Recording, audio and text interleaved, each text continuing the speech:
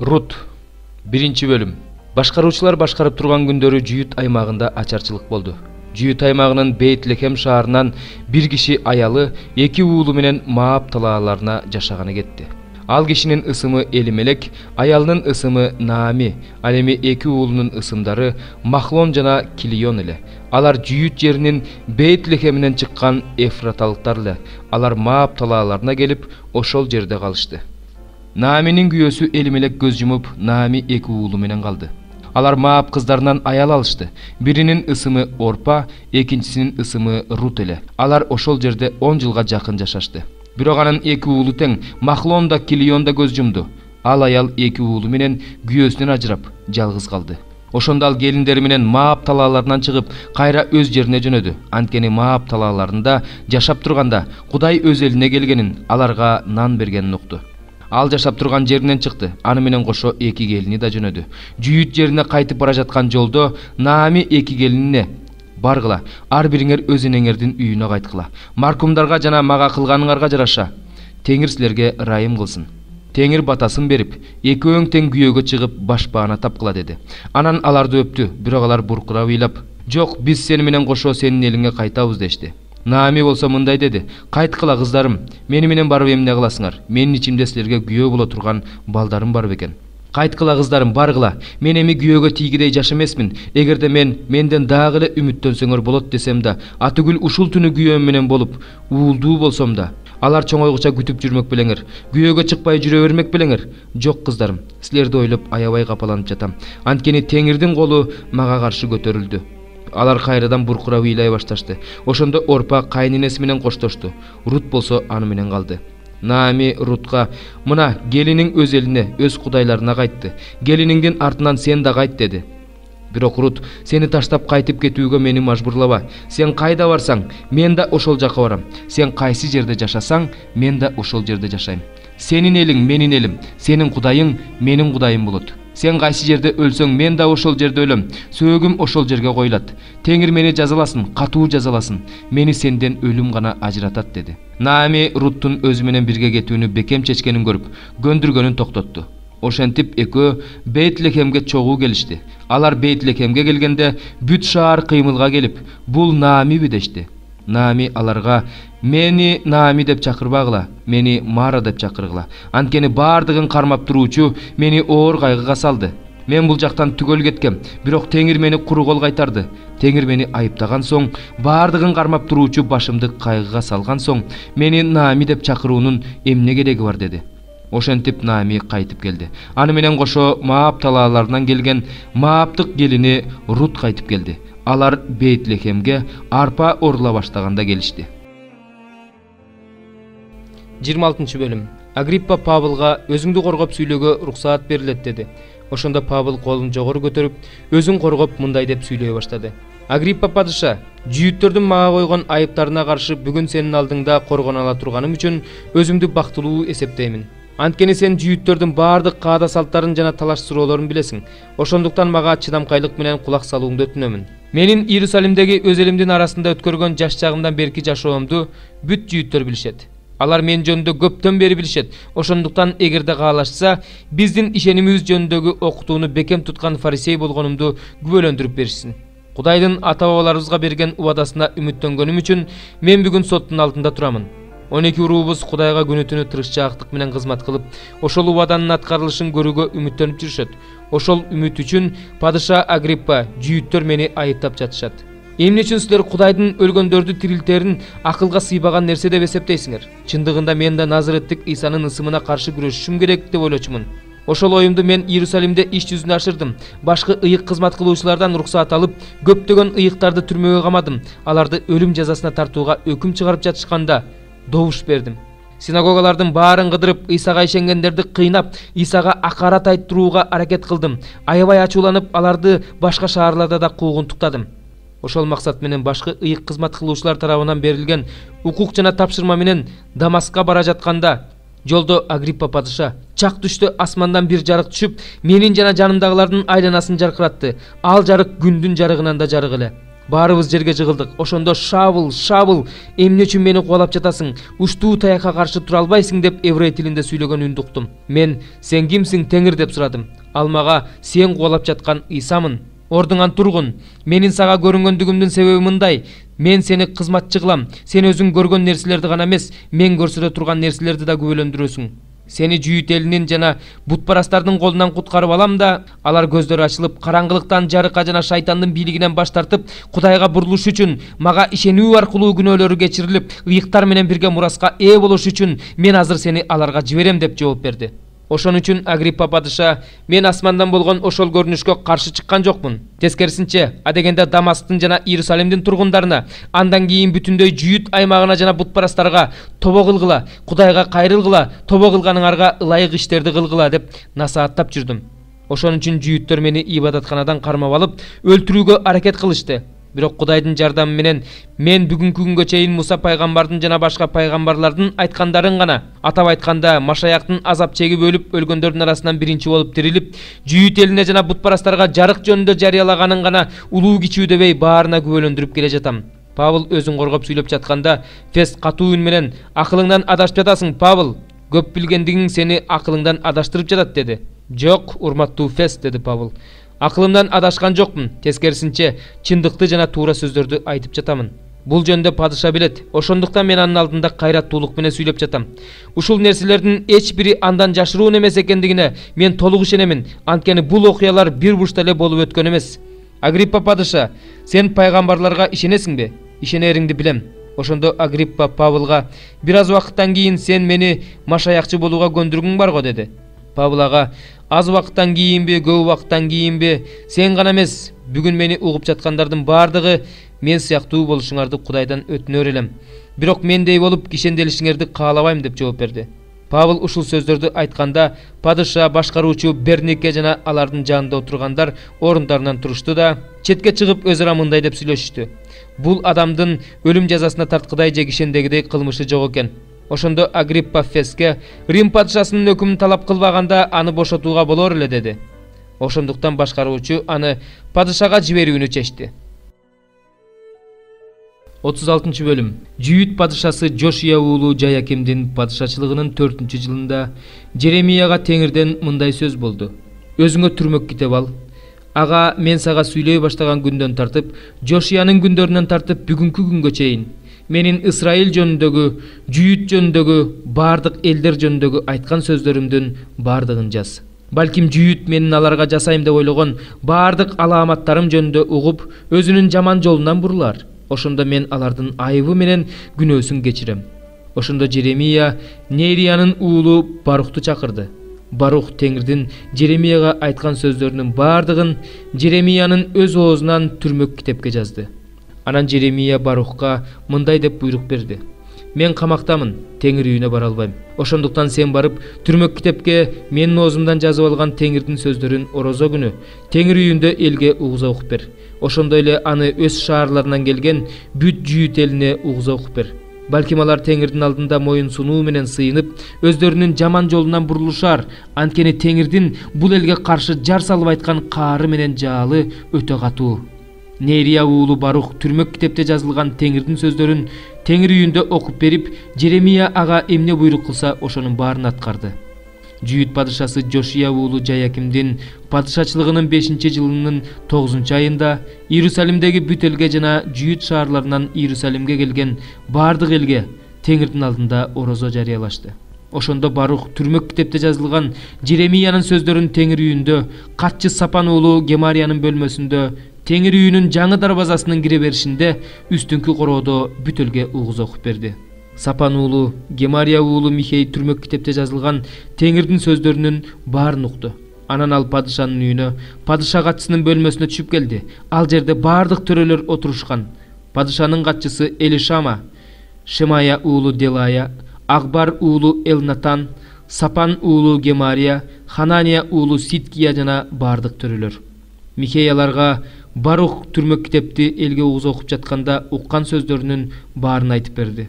Ошондо төрөлөрдүн баары Барухка Кушинин уулу, Шелемиянын уулу, Натанидин уулу Жеюдини, сен элге угуз окуп берген түрмөк китепти колуңа алып, бизге кел деп айттырган жиберишти. Ошондо Нейриянын уулу Барух түрмөк китебин колуна алып аларга келди. Алар ага отур, бизге угуза окуп бер дешти. Ошондо Барух аларга угуза окуп берди. Алар бүт сөздөрдү угуп бүткөндөн кийин үрөйлөрү учуп бири-бирин карашты жана Барухка биз бул сөздөрдүн баарын падышага сөзсүз айтып беребиз дешти. Анан Барухтан бизге айтчы деги, сен бул сөздөрдүн баардыгын анын оозунан кантип жазып алдың деп сурашты. Барух аларга ал бул сөздөрдүн баарын мага өз оозу менен айтты. Мен болсо аларды сыя менен бул түрмөк китепке жаздым деп жооп берди. Ошондо төрөлөр Барухка баргын, силердин кайда экениңерди эч ким билбеш үчүн Жеремия да сен да жашынгыла дешти. Анан алар Ак сарайдагы падышага жөнөштү. Түрмөк китепти болсо падышанын катчысы Элишаманын бөлмөсүнө калтырышты. Алар бул сөздөрдүн баарын падышага угуза айтып беришти.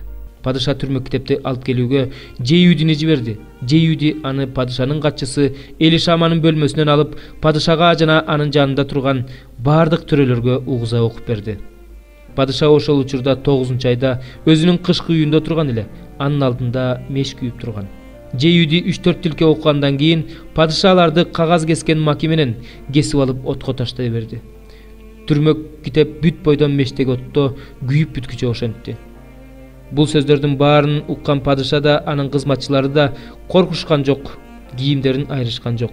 Элнатан, Делая жана Гемария падышадан китепти өрттөбөөнү өтүнүштү, бирок падышалардын тилин алган жок. Падыша падышанын уулу Жерехмеелге, Азраилдин уулу Сераяга жана Абдеелдин уулу Шелемияга Барух катчыны жана Жеремия пайгамбарды камакка алууну буйрук кылды. Бирок Теңир аларды жашырып койду. Жеремиянын оозунан Барух жазып алган түрмөк китепти падыша өрттөп салгандан кийин Жеремияга Теңирден сөз болуп ага мындай деп айтылды. Өзүңө кайра башка түрмөк китеп ал. Ага Жүйүт падышасы Жаяким өрттөгөн 1-китепте жазылган мурунку сөздөрдүн баарын жаз. Жүйүт падышасы Жаякимге болсо мындай деп айт. Теңир мындай дейтти: сен бул түрмөк китепти Бабыл падышасы сөзсүз келет. Бул жерди талкалайт. Андагы адамдар менен малдарды кырып жок кылат деген сөздөрдү бул китепке эмне үчүн жаздың деп өртөп жибердиң. Ошон үчүн Жүйүт падышасы Жаяким тууралуу Теңир мындай дейт: анын тукумунан дөөттүн тагына отурган адам болбойт. Анын өлүгү күндүзгү аптапка, түнкү суукка ыргытылып ташталат. Мен анда анын тукумун да, анын кызматчыларын да кылган жаман иштери үчүн жазалайм. Мен аларга Иерусалимдин тургундарына жана Жүйүттүн адамдарына өзүм айткан, бирок алар укпай койгон аламаттардын баарын каптатам. Ошондо Жеремия башка түрмөк китепти алып Нерия уулу Барух катчыга берди. Барух ага Жеремиянын оозунан Жүйүт падышасы Жаяким өрттөп жиберген китептеги сөздөрдүн баарын жазып алды. Ал сөздөргө мурунку сөздөргө окшогон сөздөр дагы кошумчаланды. 37 бөлүм. Жаяким уулу Жаякиндин ордуна Жошия уулу Сидкия падышачылык кылып турган. Аны Бабыл падышасы Небухаднецар Жүйүт жерине падыша кылып койгон. Теңирдин Жеремия пайгамбар аркылуу айткан сөзүн ал да, анын кызматчылары да өлкөнүн эли да уккан эмес. Сидкия падыша Шелемиянын уулу Жейухалды, ыйык кызмат кылуучу Маасей уулу Сепанияны Жеремия пайгамбарга биз үчүн Кудай Теңирибизге сыйын деп айттырыш үчүн жиберди.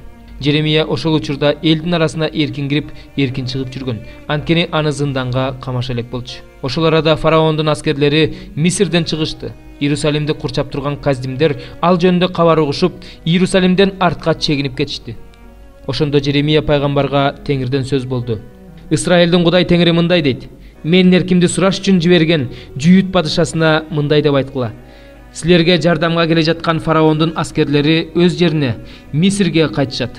Каздимдер болсо кайрадан келип, бул шаарга согуш ачып, аны каратып алып өртөп жиберишет. Теңир мындай дейт: каздимдер бизден сөзсүз артка кетет деп өзүңөрдү өзүңөр алдабагыла, анткени алар артка кетишпейт. Өзүңөр менен согушуп жаткан каздимдердин бүт аскерлерин талкалап салсаңар да, алардын жарадарлары эле өз чатырларынан туруп келип, шаарды өртөп жиберишмек. Каздимдердин аскерлери Иерусалимден фараондун аскерлеринен улам артка чегинген учурда Жеремия Бенжамин жерине барып, элдин арасынан өзүнүн үлүшүн алыш үчүн Иерусалимден чыкты. Бирок ал Бенжамин дарбазасына келгенде, ал жерде турган сакчылардын башчысы Хананиянын уулу, Шелемиянын уулу Ирия деген киши Жеремия пайгамбарды кармап алып, сен каздимдерге өтүп кеткиң келип жатабы деди. Жеремия ага: бул жалган, мен казимдерге өтүп кетким келбейт деп жооп берди. Бирок Ирия аны укпай койду. Ошентип Ирия Жеремияны кармап алып төрөлөргө алып келди. Төрөлөр Жеремияга ачууланышып, аны уруп Жонатан катчынын үйүндөгү зынданга камап салышты. Анткени анын үйүн зындан кылып алышкан эле. Жеремия зынданда, жертөлөдө отурганда, ал жерде отурганына көп күн болгондо, Сидкия падыша киши жиберип аны алдырды. Падыша өз үйүндө андан жашыруун сурады. Теңирден сөз барбы? Жеремия бар деди. Анан ал, сен Бабыл падышасынын колуна салынып берилесиң деди.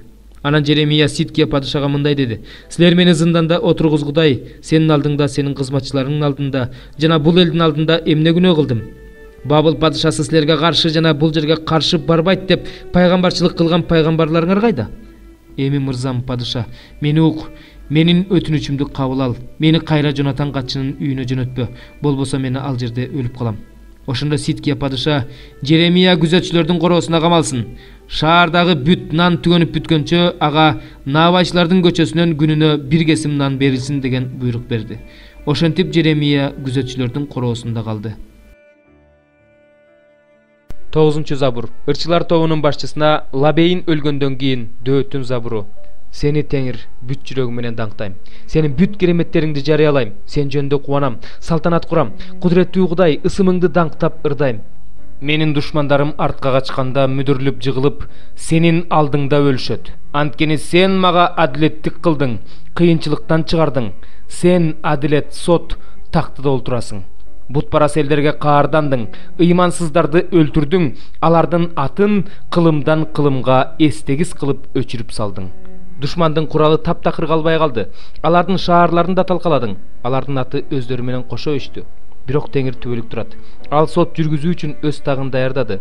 Ал ааламды чындык менен соттойт, элдерди адилеттик менен соттойт.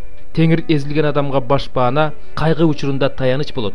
Сенин ысымыңды билгендер сага ишенишет, анткени сени издегендерди талаага таштабайсың, Теңир. Сион тоосунда жашаган Теңирди мактап ырдагыла, анын иштерин эл арасында жарыя кылгыла. Анткени ал кан үчүн жазалайт. Ал кан төккөндөрдү унутпайт, эзилгендердин ыйын эсинен чыгарбайт. Мага ырайым кыл, Теңир.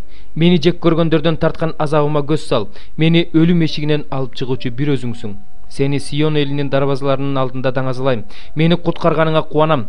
Мага көр казган эл өз көрүнө өзү түштү. Өздөрү жайган торго өздөрү чалынып калышты. Теңир өзүнүн жүзөгө ашырган соту менен таанылды. Ыймансыз адам өз колу менен кылган ишинен кармалды. Ыймансыздар менен Кудайды унуткан элдердин баары тозокко түшүшсүн. Анткени жакыр биротуло унутулбайт, кембагалдын үмүтү биротуло үзүлбөйт. Теңир ордуңан тур. Адамдар үстөмдүк кылып кетпесин. Бутпарас эл сенин алдыңда жазалансын. Теңир, аларга коркунуч жибер. Элдер өздөрүнүн адам экенин билишсин. Теңир, эмне үчүн кайгы учурунда алыс турасың? Эмне үчүн өзүңдү жашырасың? Ыймансыз өзүнүн текебердиги менен кедейди куугунтуктап жатат. Алар өздөрүнүн ойлоп чыгарган айла амалдары менен колго түшүшсүн. Анткени ыймансыз өзүнүн каалоосу менен мактанат. Мансапкор өзүн өзү урматтайт. Ыймансыз өзүнүн менсингендиги менен Теңирди тоотпой жатат. Ал жазалабайт деп ойлойт. Ал дайыма Кудай жок деп ойлойт. Кайсы учурда болбосун, анын жолунда өлүм турат. Ал үчүн сенин сотуң алыс. Бардык душмандарын ал тоотпостук менен карайт. Өз жүрөгүндө ал мага эч нерсе болбойт, эч качан башыма жамандык келбейт деп турат. Анын оозу каргышка, бузукулукка, калпка толгон. Анын тилинин астында кыйноо жана кыйроо бар. Короонун сыртында буктурмада отурат. Айыпсыздарды жашыруун жерлерде өлтүрөт. Анын көздөрү алсыздардын артынан аңдып жүрөт. Үңкүрдө аңдып жаткан арстандай болуп, жашыруун жерде аңдып жатат. Алсызды кармап алыш үчүн буктурмада отурат. Алсызды торуна чүрүп кармап алат. Ийилип жата калат. Ошондо алсыздар анын курч тырмактарына чалынат. Өз ичинде Кудай эсинен чыгарды, өз жүзүн жаап алды. Ал эч качан көрбөйт дейт. Ордуңан тур, Теңирим. Кудайым, колуңду жогору көтөр. Эзилгендерди унутпа. Эмне үчүн ыймансыз адам Кудайды тоотпой, өз ичинде ал жазалабайт дейт. Өзүң көрүп турасың. Анткени сен өз колуң менен жазасын бериш үчүн ыза кылгандар менен куугунтукка алгандарды карап турасың.